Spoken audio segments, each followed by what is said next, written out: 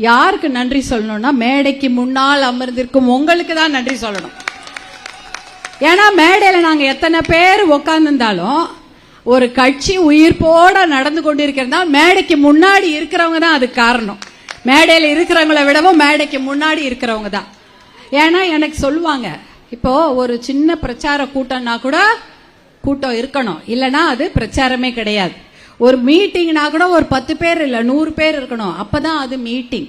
ஒரு மாநாடுனா லட்சக்கணக்கான பேர் திரண்டு இருக்க வேண்டும், அப்பதான் அது மாநாடு. அப்படிப்பட்ட ஒரு சிறப்பான ஒவ்வொரு நிகழ்ச்சியும் பாட்டாளி மக்கள் கட்சி வெற்றிகரமாக நடத்தி கொண்டிருக்கிறது என்றால் அதற்கு காரணம் இந்த மேடைக்கு முன்னால் அமர்ந்திருக்கும் அத்தனை பேரும் தான். இப்ப கல்யாண வீட்டுக்கு போறோம், பொண்ணு மாப்பிள்ளை மட்டும் இருப்பாங்க, அப்பா அம்மா கொஞ்சம் பேர் இருப்பாங்க, இல்ல சொந்தக்காரங்க இருந்தா அது கல்யாணம் நல்லாதான் இருக்கும். ஆனா அவர்களை வாழ்த்த ஒரு 100 பேர் வராங்கன்னு வச்சுங்க, அப்பதான் அது கல்யாணம்.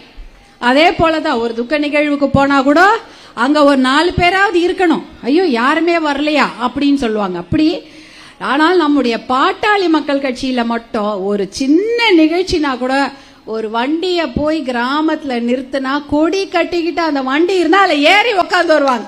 வேற எதுவுமே தேவையில்லை. இதை வாங்கி தரோம், அதை கொடுக்கறோம், இது அந்த மாதிரி பழக்கமே கிடையாது. பாட்டாளி மக்கள் கட்சியை மாம்பழம் சின்னத்தோட கட்டிக்கிட்டு ஒரே ஒரு டாடா ஏசியோ பஸ்ஸோ ஒரு லாரியோ கொண்டு போய் கிராமத்தில் நிறுத்தினாலும் அவ்வளோ பேரை ஏறி உக்காந்து வருவாங்க. அது என்ன நிகழ்ச்சின்னு தெரியலனா கூட கட்சி கொடி கட்டியிருக்கு வந்துடணும். இப்படிப்பட்ட சிறப்பான அத்தனை தொண்டர்களை கொண்ட பாட்டாளி மக்கள் கட்சியில் இருக்கக்கூடிய அத்தனை தொண்டர்களுக்கும் முதற்கண்ணம் அன்பான மரியாதை கலந்த வணக்கங்களை தெரிவித்துக் கொண்டு மேடையில் அமர்ந்திருக்கும் அத்தனை நல்ல உள்ளங்களுக்கும் என்னுடைய பண்பான வணக்கங்களை தெரிவித்துக் கொள்கின்றேன். மற்றவங்களுக்காகவோ அவங்களுக்காகவோ கட்சி நடத்தல, மக்களுக்காக நடந்து கொண்டிருக்கும் கட்சி, உங்களுக்காக நடந்து கொண்டிருக்கும் கட்சி. யோசிச்சு பாருங்க, ஒருத்தருக்கும் என்ன தேவை? இந்த பகுதியில் இருக்கிறீங்க, என்ன வேணும்னு நினைப்போம்?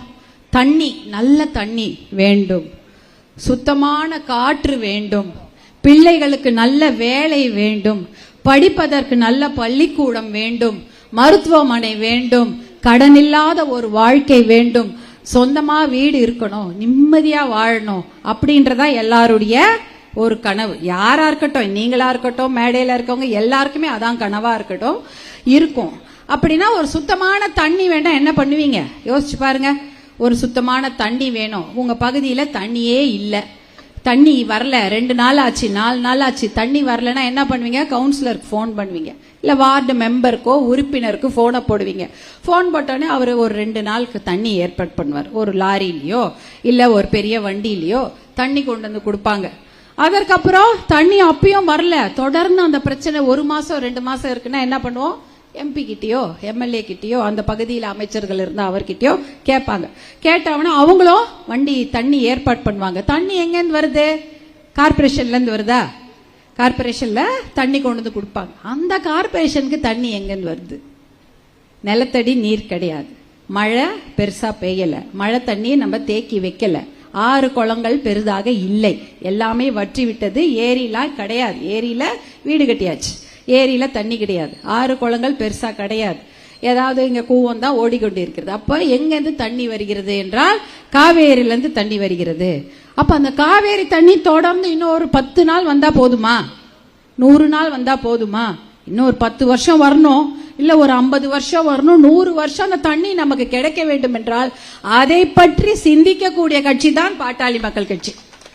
அன்னைக்கு தண்ணியை கொண்டு கொடுத்துட்டு உங்க வாயை அடைக்கிறது கிடையாது. கரும்பு கொடுத்துட்டு, வெள்ளத்தை கொடுத்துட்டு, இலவச வேட்டி சேலை கொடுத்துட்டு ஒரு நாள் உங்கள் வாயை அடைத்து விடக்கூடிய கட்சி பாட்டாளி மக்கள் கட்சி இல்ல. இன்னும் 100 வருஷத்துக்கு உங்களுக்கு சுத்தமான தண்ணீர் வேண்டும், 100 வருஷத்துக்கு சுத்தமான காற்றை இந்த மக்கள் சுவாசிக்க வேண்டும் என்பதற்காக போராடக்கூடிய கட்சி தான் பாட்டாளி மக்கள் கட்சி. அதுக்காக தான் காவிரியை காப்போம், காவிரி நதி வேண்டும், மேகேதாட்டு அணை கட்டக்கூடாது, கட்டுனா தண்ணி வராது என்ற விஷயத்தை முதல்ல இருந்து சொல்லிக் கொண்டு இருக்கக்கூடிய கட்சி பாட்டாளி மக்கள் கட்சி. அதனால்தான் தாமிரபரணியை காப்போம், வைகை ஆற்றை காப்போம், பாலாற்றை காப்போம்னு எத்தனையோ தண்ணீரை காப்பாற்ற வேண்டும் என்பதற்காக இதுவரை அந்த மாதிரி ஒரு நடைபயணத்தையோ போராட்டத்தையோ விழிப்புணர்வு நிகழ்ச்சிகளை பெருசா யாரும் பண்ணிருக்க முடியாது. பாட்டாளி மக்கள் கட்சியில மருத்துவர் அன்புமணி அவர்கள் தான் அதை செய்திருக்கிறார்கள். எதுக்கு? 100 வருஷத்துக்கு குடிக்கிறதுக்கு தண்ணி வேணும். இன்னைக்கு தண்ணி வரல, நாளைக்கு தண்ணி வரல, அதை கொடுத்துட்டா போதும்னு இருந்துட முடியாது. 100 வருஷம் நம் பிள்ளைகளுக்கு, பேர பிள்ளைகளுக்கும் குடிக்கிறதுக்கு நல்ல தண்ணீர் வேண்டும் என்பதற்காக போராடக்கூடிய கட்சி பாட்டாளி மக்கள் கட்சி தான். அதே போலதான் எத்தனையோ போராட்டங்கள், எத்தனையோ தடியடிகள், எத்தனையோ சிறைச்சாலைகள், எத்தனையோ பேரு குண்டடிப்பட்டு செத்தது எதுக்கு?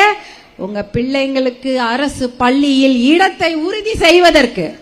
நம்ம பசங்க படிச்சிட்டாங்கன்னா அவர்களுக்கு வேலையை உறுதி செய்வதற்கு, டாக்டர் படிப்பை அரசு கல்லூரிகளில் உறுதி செய்வதற்கு, என்ஜினியர் படிப்பை நம்ம இந்த பசங்களுக்கெல்லாம் கிடைக்கணும். ஏழையா இருந்தாலும் சரி, படிச்சவங்களா இருந்தாலும் சரி, படிக்காத பாமர மக்களா இருந்தாலும் சரி, அவர்கள் வீட்டு பிள்ளைகளுக்கு இன்ஜினியரிங் சீட்டை உறுதி செய்தது பாட்டாளி மக்கள் கட்சி. இதெல்லாம் செய்தது எதற்காக? பொதுமக்கள் அனைவரும் பயன்பெற வேண்டும், எல்லாருக்கும் எல்லாம் போய் கிடைக்கணும் என்பதற்காக தான் அவ்வளவு பெரிய போராட்டங்களை எல்லாம் நடத்தி, எத்தனையோ முதலமைச்சர்களை சந்தித்து, எத்தனையோ சிறைச்சாலைகளை பார்த்து, எத்தனையோ பேர் குண்டடிப்பட்டு செத்து, எதுக்காக? எல்லா வீட்டு பிள்ளைகளுக்கும் அந்த அரசு பள்ளியில இடம் கிடைக்கணும். உங்க வீட்டு பிள்ளைங்க டாக்டர் ஆகணும், இன்ஜினியர் ஆகணும், வக்கீல் ஆகணும், அவர்களுக்கு நல்ல அரசாங்க வேலை கிடைக்க வேண்டும். அதை உறுதி செய்தது பாட்டாளி மக்கள் கட்சி. அதே போல மருத்துவமனை இருக்குது. அந்த மருத்துவமனைக்கு நீங்க போகணும், பக்கத்துல தான் இருக்கு. உங்களுக்கு நிறைய பேருக்கு நடந்து போக முடியாது, சைக்கிள் ஓட்ட தெரியாது, பைக் ஓட்ட தெரியாது, கார் ஓட்ட தெரியாது, வீட்டுல திடீர்னு நடுராத்திரி பிரசவ வலி. ஆனா எப்படி போவீங்க? டவுன்ல கூட பரவாயில்ல, போன் பண்ணா ஒரு ஆட்டோவாவது வரும். கிராமங்களை யோசித்து பாருங்கள். அவங்களுக்கு ஏதாவது ஒரு பிரச்சனை, உடம்பு சரியில்லைன்னா எப்படி போவாங்க மருத்துவமனைக்கு? இது 25 வருஷத்துக்கு முன்னாடி என்ன நடந்தது? ஆனால் மருத்துவர் அன்புமணி அவர்கள் சுகாதாரத்துறை அமைச்சராக இந்தியாவுக்கே டெல்லியில பதவி வகித்த போது ஃபாரின்ல இருக்கக்கூடிய ஒரு ஆம்புலன்ஸை எதுக்கு கொண்டு வந்து கொடுக்கிறாரு? 108 ஆம்புலன்ஸ் பொதுமக்கள் பயன்படுத்த வேண்டும். எல்லாருக்கும் அந்த ஆம்புலன்ஸ் வருது, எல்லா கிராமத்துக்கும் வருது, யார் போன் பண்ணாலும் கொடுக்குது. இதெல்லாம் நீங்க கேட்டீங்களா? யாருமே கேட்கல. யாராவது எங்களுக்கு காலேஜில் சீட்டு வேணும், அதை உறுதி செய்வது அரசாங்கத்துடைய கடமை அப்படின்னு கேட்டீங்களா? கிடையாது. நல்ல தண்ணீர் வேண்டும், அதை உறுதி செய்வது அரசாங்கத்துடைய கடமை யாரா கேட்டீங்களா? இல்ல ஆஸ்பத்திரிக்கு போறதுக்கு வண்டி வேண்டும் என்று 25 வருஷங்களுக்கு முன்னாடி யாராவது போராடி இருப்பீங்களா? எதுவுமே பொதுமக்களுக்கு யோசிக்கிறதுக்கு முன்னாடி, அவங்க கேட்கறதுக்கு முன்னாடியே அவர்களுடைய தேவைகளை அறிந்து அதை தந்தது பாட்டாளி மக்கள் கட்சி தான், வேற யாருமே கிடையாது. மது பழக்கம், போதை பழக்கத்தை பத்தி இன்னைக்கு எல்லாரும் பேசுறாங்க. போதை பழக்கம் தமிழ்நாட்டில் போதை, மது. ஆனால் அதை 35 வருடங்களாக போதை பழக்கத்தையும் மது பழக்கத்தையும் பற்றி பேசி போராடியது பாட்டாளி மக்கள் கட்சி தான். இதுவே பால் விலை ஏற போகுதுன்னா ஒரு 2 மாசத்துக்கு முன்னாடியே மருத்துவர் அன்புமணி அவர்கள் அறிக்கை கொடுத்துருவாங்க, பார்த்திருப்பீங்க. மின்சார கட்டணம் ஏற போகிறது என்றால் 2 மாதத்துக்கு முன்னாடி அதுக்கு அறிக்கை வந்துரும். ஐயோ, மின்சார கட்டணம் ஏற போகிறது, பால் விலை ஏற போகிறது, ஏன்னா அதுல முறைகேடுகள் நடக்கிறது, தவறுகள் நடக்கிறது, பாலிசி டிசிஷன் தப்பா இருக்குன்ற விஷயத்தை முதல்ல மக்களிடம் கொண்டு சேர்ப்பதும் பாட்டாளி மக்கள் கட்சி தான். எந்த ஒரு தவறு நடந்தாலும், எந்த ஒரு குளறுபடி நடந்தாலும் அதை மக்களிடம் கொண்டு போய் சேர்த்து அதை அந்த தவறை அப்பயே தடுத்து நிறுத்துவாங்க. இல்லனா இன்னைக்கு கல்யாண மண்டபத்துல கூட பாக்கெட்ல சாராயம் வித்துட்டு இருப்பாங்க. அந்த மாதிரி ஒரு அவல நிலையை கூட கேஸ் போட்டு தடுத்தது பாட்டாளி மக்கள் கட்சி தான். இப்படி எத்தனையோ விஷயங்கள் நீங்க எதுவுமே கேட்க வேணாம். பொதுமக்கள் இது வேணும் அது வேணும் நீங்க யோசிக்கிறதுக்கு முன்னாடியே அந்த விஷயங்களை போராடி பெற்றுக் கொடுத்தது பாட்டாளி மக்கள் கட்சி. அப்படிப்பட்ட இந்த பாட்டாளி மக்கள் கட்சியை வழிநடத்தி கொண்டிருக்கும் நம்முடைய அன்பு தலைவர் மருத்துவர் அன்புமணி ராமதாஸ் அவர்களுக்கு இந்த நேரத்தில் நன்றிகளையும், இந்த கட்சியை இவ்வளவு கொள்கை பிடிப்போட உருவாக்கி நம்மை நிறுவிய நம்முடைய அன்பு நிறுவனர் மருத்துவர் ஐயா அவர்களுக்கும் இந்த நேரத்தில் நம்முடைய நன்றிகளை நாம் தெரிவித்துக் கொள்கிறோம். அதைவிட முக்கியமான நன்றிகள் எல்லா பொதுமக்களுக்கும், அடிமட்ட தொண்டர்களுக்கும், நிர்வாகிகளுக்கும் இந்த நேரத்தில் நன்றியை தெரிவித்துக் கொண்டு, இன்னும் மேலும் மேலும் நம் பயணம் எப்படி இருக்கும் தெரியுங்களா? பொதுமக்களுக்கான பயணமாக தான் நம்முடைய பயணம் இருக்கும். மக்களுடைய நலனை சார்ந்துதான் பாட்டாளி மக்கள் கட்சி. மக்களுக்காகவே உருவாக்கப்பட்ட கட்சி. அவர்களுடைய தேவைகளுக்காகவும் சுற்றுச்சூழல் தூய்மையாக இருக்க வேண்டும், நாம் குடிக்கும் தண்ணீர் தூய்மையாக இருக்க வேண்டும், நாம் சுவாசிக்கும் காற்று தூய்மையாக இருக்க வேண்டும், ஒழுக்கமாக வச்சு நம்முடைய பிள்ளைகள் வளர வேண்டும், மரியாதையாக கௌரவமாக அவர்கள் வாழ வேண்டும், பெண்கள் பாதுகாப்பாக இருக்க வேண்டும், குழந்தைகள் பாதுகாப்பாக இருக்க வேண்டும், இளைஞர்களுக்கு நலன், எல்லாவித நல்ல விஷயங்களும் நடக்க வேண்டும் என்ற ஒரே மிகப்பெரிய குறிக்கோளுடன் தொடர்ந்து இன்னும் நடைபோடும் பாட்டாளி மக்கள் கட்சி. அதற்கு உறுதுணையாக இருந்த உங்களுக்கும் மேடையில் இருக்கின்ற அத்தனை பேருக்கும் என்னுடைய அன்பான வணக்கங்களை தெரிவித்துக் கொண்டு விடைபெறுகிறேன். நன்றி, வணக்கம்.